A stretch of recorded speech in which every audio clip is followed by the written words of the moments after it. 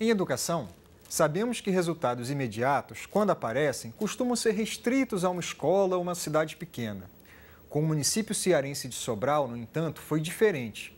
Olhando para o IDEB, o indicador de qualidade de educação do MEC, que vai de 0 a 10, a rede municipal de lá saltou de 4 em 2005 para 7,3 em 2011, superando em muito a meta que estava prevista para 2021 dos anos iniciais do ensino fundamental, que era chegar a uma média 6. Em Sobral, todas as 40 escolas da rede municipal avaliadas tiveram IDEB superior a 6, que é considerado um patamar equivalente ao de uma nação desenvolvida. Para falar sobre os motivos do avanço em Sobral, nosso convidado do programa Entrevista, nessa série que debate os desafios de ensinar em suas múltiplas linguagens, é Maurício Holanda Maia, secretário adjunto de Educação do Ceará. Tudo bem, Maurício? Tudo bom, Antônio. Maurício, o senhor foi secretário de Educação de Sobral nesse período que Sobral estava fazendo essa virada, fazendo essa transição.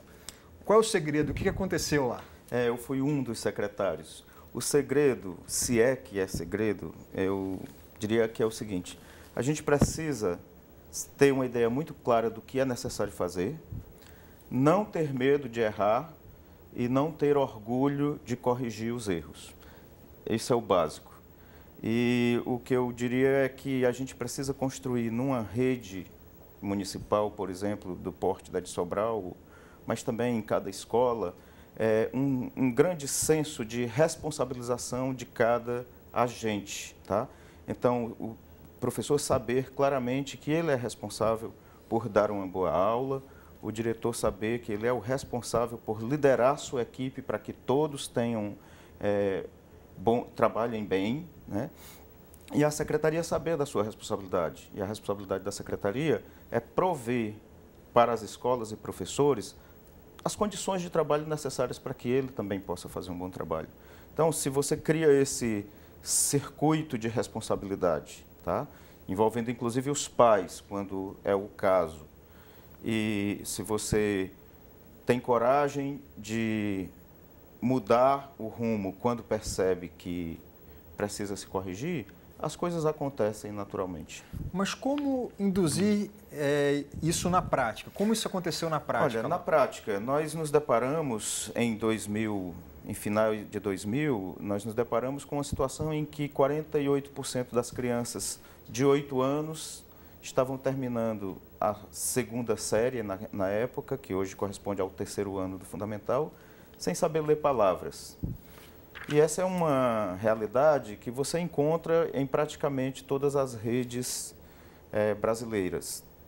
E então a primeira medida que a secretaria tomou, com o primeiro secretário a quem eu sucedi, foi de estabelecer apenas 2 metas para a secretaria.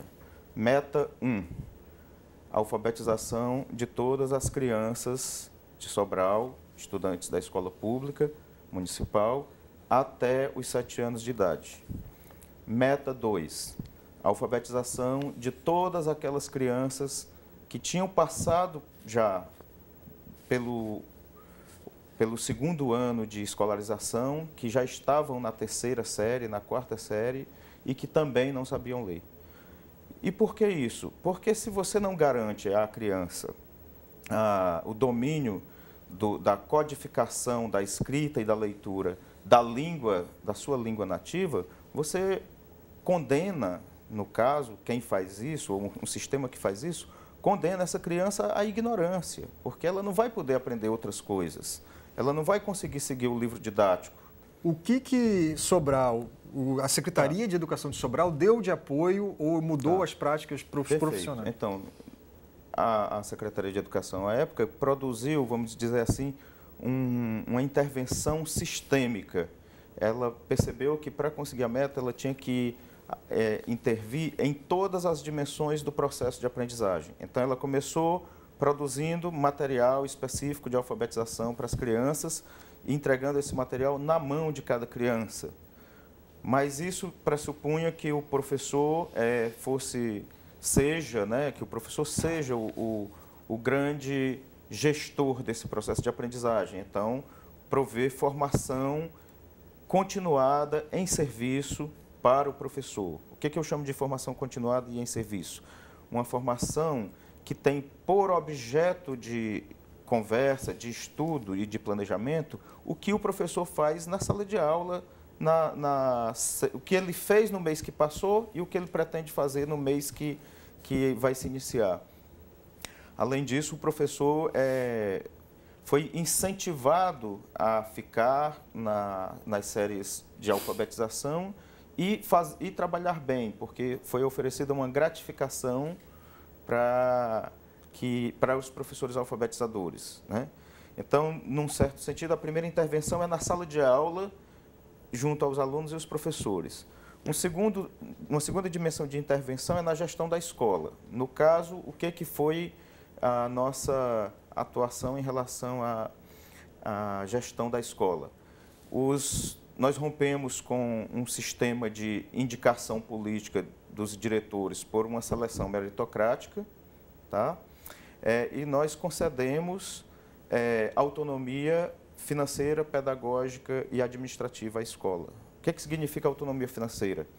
A escola passou a receber um valor per capita aluno mensal que era suficiente para que ela tomasse as medidas mais imediatas de manutenção das condições de funcionamento da escola, bem como decidisse alocar recursos em formação dos seus professores ou em mais aulas para determinados alunos. Então, cada escola teve autonomia de ver como gerenciava esse recurso. Autonomia administrativa. A escola tem o direito de saber com quem quer trabalhar. Então, os diretores, eles passaram a ter o direito de escolher seus coordenadores e a equipe gestora da escola tinha o direito de dizer se queria continuar ou não com um determinado professor ou com um determinado funcionário.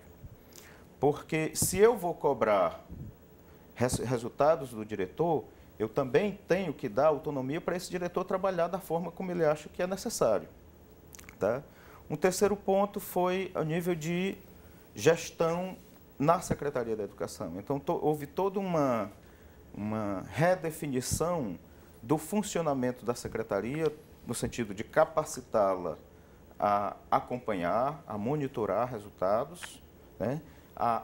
Fazer avaliações externas dos resultados escolares, tanto no meio do ano como no fim do ano, e, finalmente, a construir, digamos assim, uma cultura nos técnicos da Secretaria, uma cultura voltada para resultados e para resultados qualificados, né? Assim, não bastava ver a estatística, a gente precisava, e os técnicos iam a cada escola conversar sobre aquelas estatísticas, né?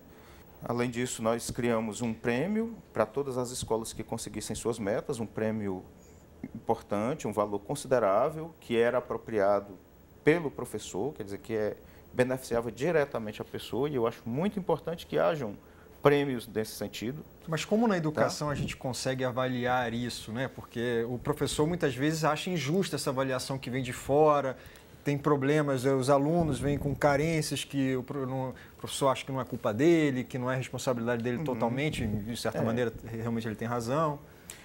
O que eu acho é que é preciso a gente ter clareza de que em qualquer circunstância em que a gente se encontre, a gente pode pensar e buscar estratégias para fazer melhor o que a gente já vem fazendo. Então, é verdade, os professores enfrentam muitas dificuldades. Era muito comum esse argumento de que as crianças, por suas condições sociais, econômicas e culturais, tinham muitas dificuldades, era difícil ensiná-las, mas quando você pega, por exemplo, numa mesma escola, com o mesmo tipo de criança, com as mesmas condições sociais, um professor que alfabetiza 100% de suas crianças e outro que alfabetiza 20%, você tem um bom debate aí para qualificar esse argumento da pobreza, tá? Porque não resta a menor dúvida que o nível socioeconômico é uma variável que influencia fortemente os resultados de aprendizagem, tá? Ele pesa, a pobreza pesa contra os resultados de aprendizagem. E todas as pesquisas sociológicas sociométricas, que tentam medir a aprendizagem de grupos em qualquer tempo, vai encontrar esse fator. Tá? Agora, é preciso ver também que isso sozinho não explica e não justifica tudo. Porque se tem uma escola que consegue funcionar bem com crianças pobres e outra que não consegue, alguma coisa aí existe que é um efeito que a literatura traduz como efeito escola. Tá? E aí é preciso pensar uma coisa muito séria, Antônio, que é o seguinte: se as crianças são pobres e sua única oportunidade de romper o círculo da pobreza é aprender bem, então cabe à escola superar essa dificuldade. Não adianta a escola pública dizer que a responsabilidade é dos pais. Tá? A responsabilidade de fazer a diferença na vida de crianças pobres é da escola. E essa responsabilidade pode ser cumprida, sim. E Sobral é um caso que demonstra isso. Sobral tem um pouco essa cultura de não deixar nenhum aluno para trás, inclusive indo caçar aluno em casa, não é isso? Conta um pouquinho como é que é essa experiência. Pronto.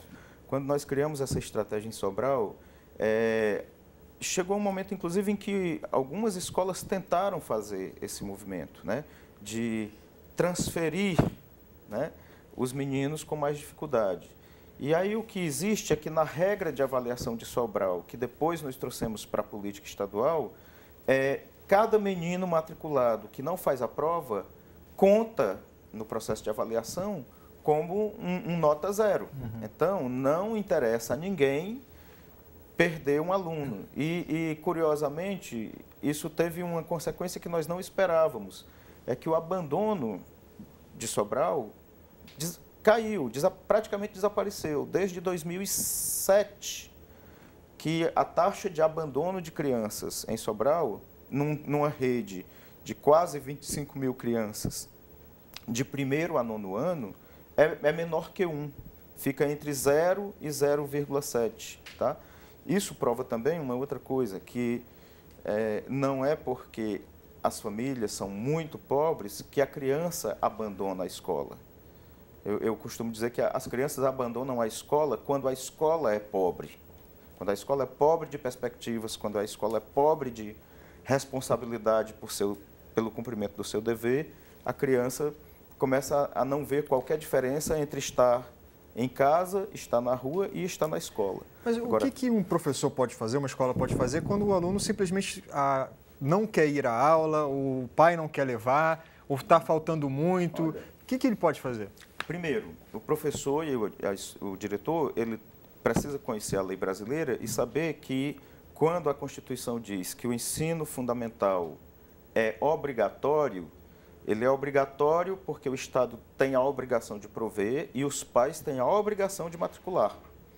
Então, quando um pai achava que não fazia qualquer diferença, que ele poderia deixar seu filho ir à escola ou não, alguém ia lá dizer para ele que ele estava sendo negligente e ele estava faltando com a lei. Mas o fato é que uma criança em Sobral, se ela abandona a escola ou se ela deixa de frequentar a escola, cabe ao diretor saber onde ela está e para que aquela escola não seja prejudicada na construção da sua medida de avaliação, ela tem que provar que essa criança está matriculada em outro lugar. Então, não houveram casos em que a criança simplesmente deixou de frequentar a escola e o diretor foi procurar saber das coisas e descobriu que a criança tinha vindo aqui para o Rio de Janeiro.